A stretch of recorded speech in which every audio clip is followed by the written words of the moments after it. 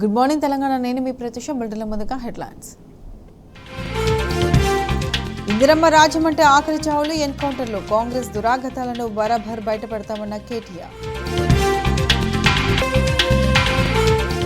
ప్రతిపక్షాలకు అవకాశం ఇవ్వకుండా పారిపోయిన ప్రభుత్వం. అసెంబ్లీ మీడియా పాయింట్లో నిప్పులు చెరిగిన హరీష్ రావు.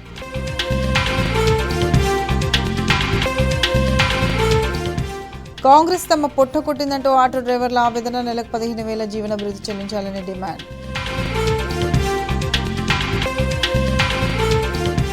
పార్లమెంట్ ఘటనలో బయటకు వస్తున్న సంచలన విషయాలు. నిప్పుతో అలజడి సృష్టించేందుకు ప్లాన్ చేసిన నిందితులు.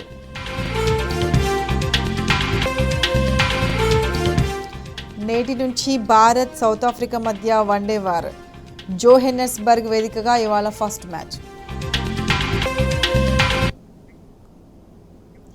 ఇక అప్డేట్ చూస్తే కౌంటర్లు, ఎన్కౌంటర్లతో అసెంబ్లీలో బీఆర్ఎస్ కాంగ్రెస్ మధ్య ఆసక్తికర చర్చ జరిగింది. సీఎం రేవంత్ రెడ్డి విమర్శలకు కేటీఆర్ ధీటుగా జవాబిచ్చారు. రేవంత్ లేవనెత్తిన ప్రతి అంశానికి సూటిగా సమాధానమిస్తూ కాంగ్రెస్ను కార్నర్ చేశారు. అంతేకాకుండా కాంగ్రెస్ ఇచ్చిన హామీలను గుర్తు చేస్తూ కేటీఆర్ అడిగిన ప్రశ్నలకు ప్రభుత్వం నుంచి సమాధానమే కరువైంది.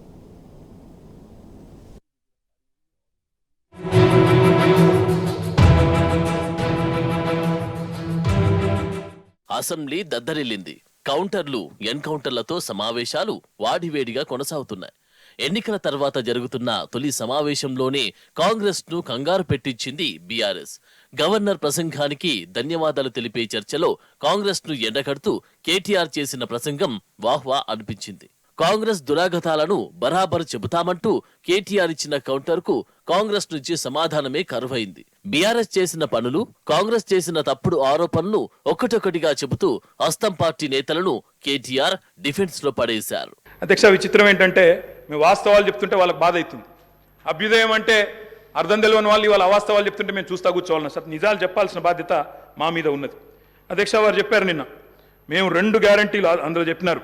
ఏది గవర్నర్ గారి ప్రసంగంలో 2 గ్యారంటీలు ఆల్రెడీ అమలు చేసినామన్నారు.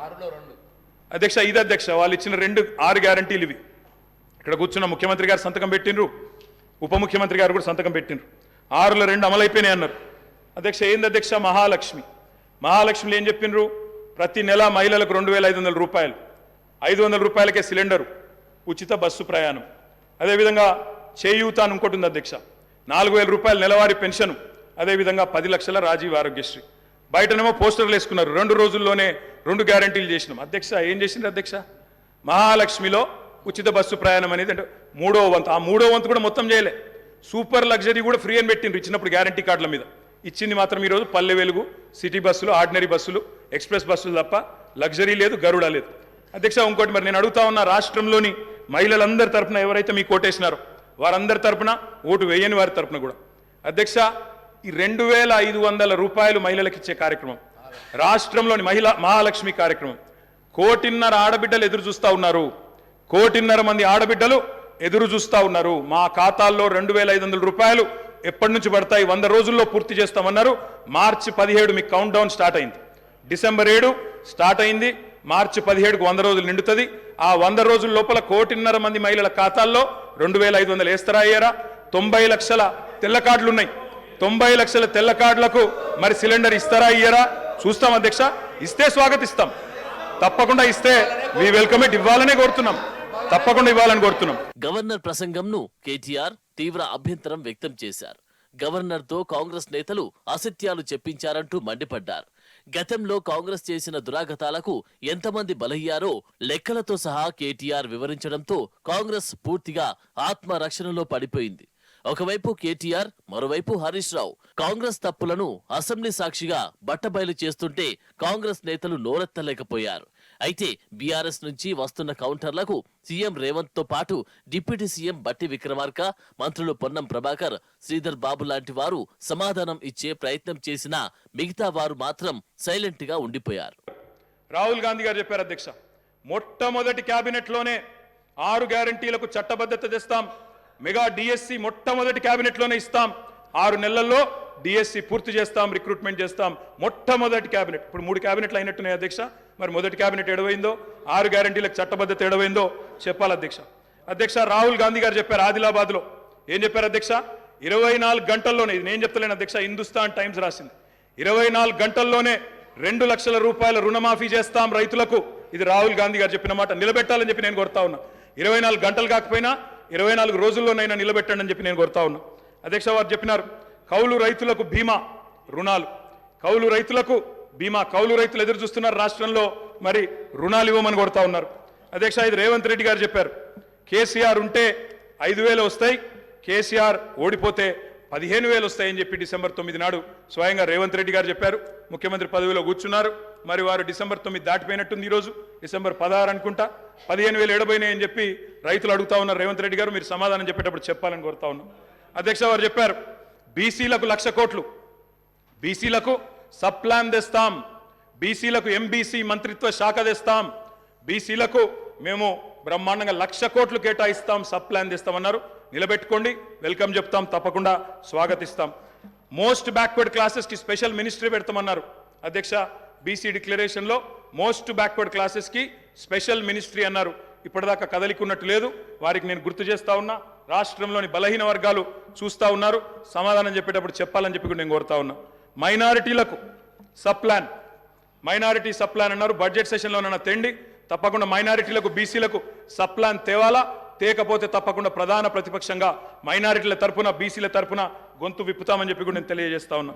అధ్యక్ష ఆటో డ్రైవర్లకు నెలకు 1,200 ఇస్తాం, బోర్డు పెడతామని చెప్పి రాహుల్ గాంధీ గారు చెప్పారు. తప్పకుండా నిలబెట్టాలా. 7 లక్షల మంది ఆటో డ్రైవర్లకు ఇస్తామన్నారు, నిలబెట్టుకోవాలని చెప్పి నేను కోరుతా ఉన్నా. రాష్ట్రంలోని తమ్ముళ్ళు ఎదురు చూస్తూ ఉన్నారు. మొదటి కేబినెట్లో మెగా డిఎస్సి అన్నారు, అతి లేదు గతి లేదు. అదేవిధంగా జాబ్ క్యాలెండర్ అన్నారు, టీఎస్పీఎస్సీ ప్రక్షాళన అన్నారు. మరి దాని మీద కూడా తప్పకుండా చెప్పాలా.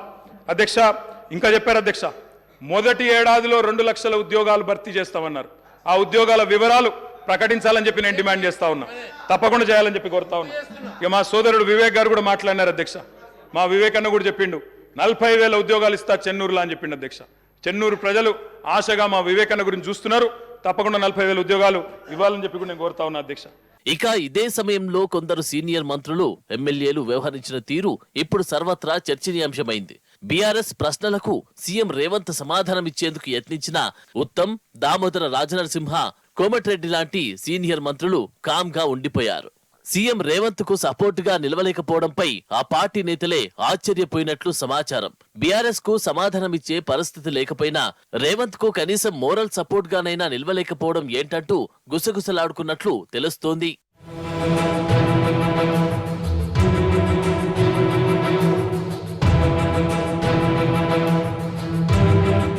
అయితే ఈ పరిస్థితిని ముందే ఊహించిన కాంగ్రెస్ అధిష్టానం సీనియర్ నేత జైరాం రమేష్ ను హైదరాబాద్ కు పంపించినట్లు తెలిసింది. ఢిల్లీ నుంచి నేరుగా అసెంబ్లీకి వచ్చిన Jairam Ramesh assembly tea break లో కాంగ్రెస్ ముఖ్య నేతలతో సమావేశమయ్యారు.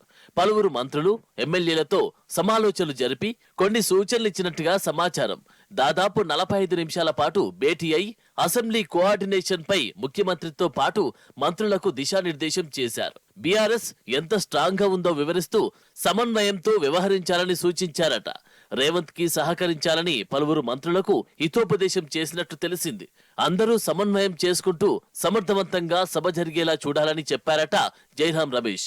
అయితే పైకి మాత్రం జైరాం రమేష్ కేవలం మర్యాద పూర్వకంగా సీఎం రేవంత్ ని కలిసేందుకే వచ్చాడని కాంగ్రెస్ నేతలు చెప్పుకుంటున్నా కనీసం బుధవారం నుంచైనా రేవంత్ కు సీనియర్లు సహకరిస్తారా లేదా అన్నది చూడాలి.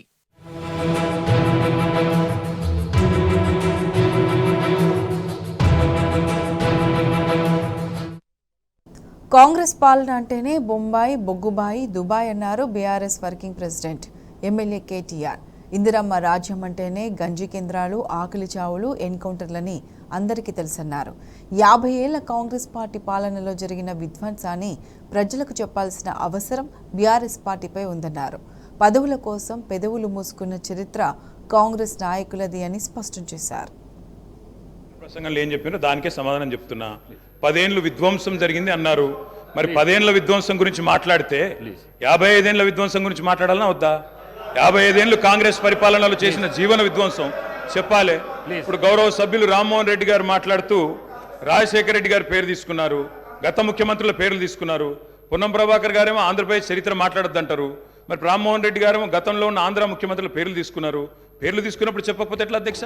వాస్తవాలు చెప్పాలి, చరిత్ర చెప్పాలి, అర్థం చూపెట్టాలి కదా సార్. 55 ఏళ్ళు పరిపాలించే అవకాశం ఇచ్చినప్పుడు సాగునీరు ఇవ్వలేని అసమర్థులు, తాగునీరు ఇవ్వలేని అసమర్థులు, కరెంట్ ఇవ్వలేని అసమర్థులు వాళ్ళ అసమర్థత గురించి చెప్తే ఉలికిపడ్డం ఎందుకు అధ్యక్ష? అధ్యక్ష ఇంకొక మాట కూడా నేను విజ్ఞప్తి చేస్తా ఉన్నాను. ఇది మొదటి రోజు అధ్యక్ష. మొదటి రోజే ఇంత ఉలికిపడితే ఎట్లా అధ్యక్ష? మొదటి రోజు ఇంత భయపడితే ఎట్లా? ఒక్కొక్క మంత్రి గారు లేసి అప్పుడే ఉలికిపడి మాట్లాడుతున్నారు. అంత భయం ఎందుకు సార్? అధ్యక్ష నిర్మాణాత్మక సూచనలు చేయాలన్నారు భట్టి గారు, వి వెల్కమ్ ఇట్. కానీ మీరు నిర్మాణాత్మకమైన గవర్నర్ ప్రసంగం ఉంటే విధ్వంసంగా ఉండకపోతే వాస్తవాలు చెప్తే మేము కూడా వాస్తవాలు చెప్పేటోళ్ళం. మా అధ్యక్షుడు స్పష్టంగా చెప్పారు, కొత్త ప్రభుత్వం వచ్చింది, తొందరపడకండి, ఒక 3 నెలలు సమయం ఇద్దాం, అట్రఫ్లాప్ అవుతారు ఎట్లాగూ, కానీ 3 నెలలు సమయం ఇద్దాం. ఎందుకంటే అధ్యక్ష చాలా చెప్తా, అవి కూడా చెప్తా. పాపం వాళ్ళ సభ్యుడే వాళ్ళని నిరికిస్తాడు. అధ్యక్ష ఒక్క మాటలో చెప్పాలంటే తెలంగాణలో అధ్యక్ష ఒక్క మాటలో చెప్పాలంటే ఏంది అధ్యక్ష కాంగ్రెస్ పరిపాలన? బొంబాయి, బొగ్గుబాయి, దుబాయ్. ఆనాడు ఇదే కదా అధ్యక్ష, మొత్తం ప్రజలు వలసలు పోయే దుస్థితి, రైతులు మొగులు దిక్కు చేసే దుస్థితి, మొత్తంగా ఆఖరికి ఇవాళ అక్కడ కూర్చున్న ముఖ్యమంత్రి గారి సొంత జిల్లాలోనే గంజి కేంద్రాల అధ్యక్ష. ఇందిరమ్మ రాజ్యం అంటే గంజి కేంద్రాలు, ఆకలి సావులు, ఎన్కౌంటర్లు తప్ప ఏముండే అధ్యక్ష? ఇది గొప్పగా చెప్తున్నారు అధ్యక్ష. ఆ రోజుల్లో ప్రాజెక్టులు కట్టకున్నా, పైసలు తరలించకపోయినా ఆంధ్రాకి మౌనంగా మంగళహారతులు పట్టింది తెలంగాణ కాంగ్రెస్ నాయకులు కాదా అధ్యక్ష? ఆనాడు మేము రాజీనామాలు చేస్తుంటే, గొంతు చించుకుంటుంటే, పేగులు దిగేదాకా కొట్లాడుతుంటే పదవుల కోసం పెదవులు మూసుకున్నది ఎవరు అధ్యక్ష? ఇలా బాగా మాట్లాడుతున్నారు అధ్యక్ష. ఇంకొక మాట చెప్తా ఉన్నా, ఇదే శాసనసభ అధ్యక్ష తెలంగాణ పదం నిషేధిస్తే ఒక్క కాంగ్రెస్ నాయకుడు మాట్లాడిండా అధ్యక్ష? ఇదే శాసనసభలో అధ్యక్ష అక్కడ కూర్చున్న ముఖ్యమంత్రి కిరణ్ కుమార్ రెడ్డి గారు, మా హరీష్ రావు గారు లేచి మాకు నిధులు ఇవ్వరా అని అడిగితే ఒక్క పైసా ఇయ్యా, ఏం చేసుకుంటావో చేసుకోపో అన్నప్పుడు ఒక్క కాంగ్రెస్ నాయకుడు మాట్లాడిండా సార్? ఇలా బాగా మాట్లాడుతున్నారు. పదవుల కోసం పెదవులు మూసిన చరిత్ర ఖచ్చితంగా తెలంగాణ కాంగ్రెస్ నాయకులదే. అందులో రెండో అభిప్రాయం కూడా అవసరం లేదు అధ్యక్ష. I'm not yielding sir. ఎందుకంటే మీరు నాకు రెస్క్యూకి రావాలా. మేము ప్రధాన ప్రతిపక్షం 39 మంది ఉన్నాం ఇక్కడ. మాటికి ఒక్కసారి ఇంటర్ఫియర్ చేస్తే మాకు కూడా సమయం ఇవ్వాలా మీరు. మాకు కూడా 4 సభ్యులకు మాట్లాడే అవకాశం ఇవ్వండి.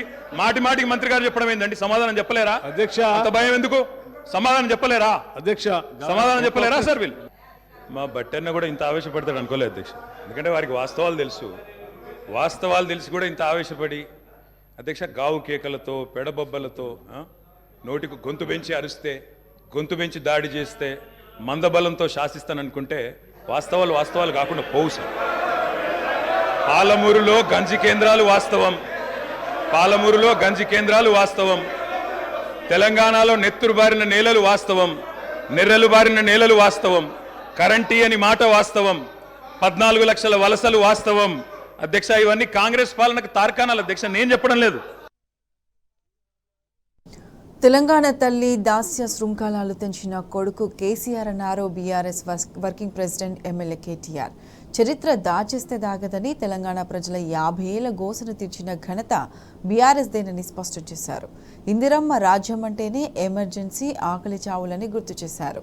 రాష్ట్రంలో అధికార ప్రతిపక్షానికి ఓటింగ్లో తేడా కేవలం 1.85% మాత్రమేనని స్పష్టం చేశారు. అధ్యక్ష ఎవరో కాదు అధ్యక్ష, గౌరవ ముఖ్యమంత్రి రేవంత్ రెడ్డి గారు మాట్లాడిన రికార్డు అసెంబ్లీలో అధ్యక్ష, కాంగ్రెస్ పరిపాలన గురించి గౌరవ ముఖ్యమంత్రి రేవంత్ రెడ్డి గారు మాట్లాడిన మాటలు వారి మాటలు చెప్తా అధ్యక్ష. వారు చెప్పినారు రేవంత్ రెడ్డి గారు, ఇది 2014 25 జూన్ అధ్యక్ష. వారి మాటలు నేను కోట్ చేస్తా ఉన్నా, అసెంబ్లీ రికార్డు అధ్యక్ష. నేను చదువుకోవడానికి హైదరాబాద్లో ఉంటే నా తండ్రి గారు చనిపోతే మా గ్రామానికి పోయినాను. పద్ధతి ప్రకారం దాన సంస్కారాలు అయిన తర్వాత స్నానం చేసి ఇంటికి పోవాలి. ఎండాకాలం వస్తే ఏ బావిలో కూడా రోజుల తరబడి ఈత కొట్టినామో ఆ బావి ఎండిపోయింది. బోర్ దగ్గర పోయి స్నానం చేద్దాం అనుకుంటే కరెంట్ లేదు. నాకున్న పరిచయాలతో కరెంటే ఇస్తే బోర్ల నుంచి నీళ్ళు వస్తలేవు. స్నానం చేయవలసిన సమయంలో నెత్తి మీద నీళ్లు చల్లుకొని ఇంటికి వచ్చినాం అధ్యక్ష. తెలంగాణ ప్రాంతం నిర్లక్ష్యం కావడానికి కారణం కాంగ్రెస్ పాలకులన్న విషయం ఇప్పుడు అర్థమైంది అధ్యక్ష. ఇది నేను కాదు అధ్యక్ష, రేవంత్ రెడ్డి గారు చెప్పిన మాట. మీ ముఖ్యమంత్రి గారే చెప్పినారు అధ్యక్ష, నేను చెప్పడం కాదు. నేనేమంటున్నా అధ్యక్ష, మీరు దాచేస్తే దాగని సత్యాలు చరిత్ర అధ్యక్ష. ఇట్లా నిమిషానికి ఒకసారి ఇంటరప్ట్ చేస్తే ఎట్లా అధ్యక్ష? ఇంత ఆవేశం ఎందుకు? బట్టన్నా అధ్యక్ష, ముఖ్యమంత్రి గారు మాట్లాడతారు తర్వాత, మీకెందుకు బాధ? బట్టి గారు ఇంత బాధపడితే కష్టం. ఇంత బాధపడితే కష్టం. ఇందిరమ్మ పాలన గురించి రేవంత్ రెడ్డి గారు చెప్పిన మాట ఇది. ఇంకా చాలా ఉన్నాయి రేవంత్ రెడ్డి గారు చెప్పిన మాటలు, చెప్పమని చెప్తా. అధ్యక్ష, this is not right sir. అధ్యక్ష, you have to come to my rescue. This is not right. అధ్యక్ష, ఇదేం అధ్యక్ష? అధ్యక్ష, సీఎం గారు సమాధానం చెప్తారు అధ్యక్ష. గౌరవ్ కేటీఆర్ గారు ఎన్నిసార్లు ఇస్తారు సార్? మరి మేము కూడా లెక్క చూడాలా? అధ్యక్ష, ఇందిరమ్మ పాలన అంటే అధ్యక్ష, ఇందిరమ్మ పాలన అంటే 84 వరకు ఇందిరమ్మ పాలన ఉండే సార్. మరి ఇందిరమ్మ రాజ్యం తెచ్చినాం ఇందిరమ్మ పాలన తెచ్చినాం అంటే మరి ఇందిరమ్మ పాలన గుర్తు చేయాలి కదా సార్. ఇందిరమ్మ పాలనలో గంజి కేంద్రాలు ఉండేది గుర్తు చేయాలి.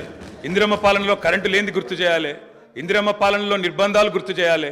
ఇందిరమ్మ పాలనలో నియంతృత్వం గుర్తు చేయాలి. ఇందిరమ్మ పాలనలో ఎమర్జెన్సీ రోజులు గుర్తు చేయాలి. ఇందిరమ్మ పాలనలో ఆర్టికల్ 365ని ఎట్లా యూజ్ చేసి ప్రజాస్వామికంగా ఎన్నుకున్న ప్రభుత్వాలను రద్దు చేసినో గుర్తు చేయాలి. ఇందిరమ్మ పాలనలో ఎట్లా ముల్కీ రూల్ను తుంగలో దొక్కినో గుర్తు చేయాలి.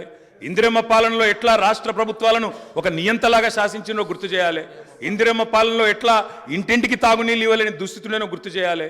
ఇందిరమ్మ పాలనలో ఎట్లా అయితే గరీబీ హటావో అని నినాదం ఇచ్చి మర్చిపోయినో గుర్తు చేయాలి. రాజశేఖర రెడ్డి గారిని గుర్తు చేసుకున్నప్పుడు, కిరణ్ కుమార్ రెడ్డి గారిని గుర్తు చేసుకున్నప్పుడు వారు తప్పకుండా మేము కూడా అన్ని చెప్పాలి కదా సార్. పోతిరెడ్డి పాడుకు పొక్కదవి నీళ్లు తీసుకుపోతుంటే హారతులు పట్టిన వాళ్ళ సంగతి చెప్పాలా, హంద్రీనివాకు హారతులు పట్టిన వాళ్ళ సంగతి చెప్పాలా, తెలంగాణకు అన్యాయం చేసిన ప్రతి ఒక్కరి సంగతి చెప్పాలా. కేవలం సెలెక్టివ్గా తలుచుకుంటాం, ఇందిరమ్మ పేరు అవసరం వచ్చినప్పుడు తలుచుకుంటాం, లేకపోతే తలుచుకోమంటే ఎట్లుంటుంది అధ్యక్ష? కాబట్టి తప్పకుండా చెప్పాలా. చరిత్ర అనేది దాస్తే దాగేది కాదు అధ్యక్ష. ప్రగతి భవన్కు పోయి అక్కడ కేసీఆర్ గారి పేరు మీద మట్టి పూయంగానే చరిత్ర మరుగున పడిపోదు అధ్యక్ష. తప్పకుండా వాస్తవాలుగానే ఉంటాయి. వాస్తవం ఏంది అంటే 50 ఏండ్ల గోస తర్వాత కలిసొచ్చే కాలానికి నడిసొచ్చే కొడుకు కేసీఆర్. తెలంగాణ తల్లిని దాస్య శృంఖలాలు తెంచిన కొడుకు కేసీఆర్ గారు అధ్యక్ష. ఇవాళ వారు మాట్లాడినారు, గవర్నర్ గారు. మార్పు మొదలైంది, నిర్బంధం పోయింది అన్నారు. అవును అధ్యక్ష, మార్పు మొదలైంది, నిర్బంధం పోయింది. ఎప్పుడు పోయింది అధ్యక్ష నిర్బంధం? జూన్ 2, 2014 నాడు దాస్య శృంఖలాల నుంచి శ్రీశ్రీ గారు చెప్పినారు అధ్యక్ష, బానిసకొక బానిస అని. దరిద్రం ఏంటంటే అధ్యక్ష, దరిద్రం ఏంటంటే గతంలో మనల్ని పీడించిన వాళ్ళు పోయినారు, కానీ వాళ్ళ పేర్లు తలుచుకునే వాళ్ళు ఇంకా అక్కడే ఉన్నారు అధ్యక్ష. అది బానిసకొక బానిస అంటే కదా అధ్యక్ష. ఇంకొక మాట చెప్పాలి అధ్యక్ష. ఈరోజు గత 10 ఏళ్ళు అని మాట్లాడుతున్నారు. చెప్తాం అధ్యక్ష. విద్యుత్ సంస్థల గురించి చెప్తాను, ఇంకా చాలా విషయాలు చెప్తాను. మధ్యలో వారే ఇప్పుడు ఒక 15 నిమిషాలు డిస్టర్బ్ చేశారు. మీరు లెక్క రాసుకోవాలి. మీరు కూడా మేము 39 మంది ఉన్నాం, వాళ్ళు 64 మంది ఉన్నారు. మిడిసిపడుతున్నారు అధ్యక్ష. ఎంత అధ్యక్ష తేడా? 1.85% ఓటు మాత్రమే. 1.85%. ఇవి bulletin updates. Keep watching tea news.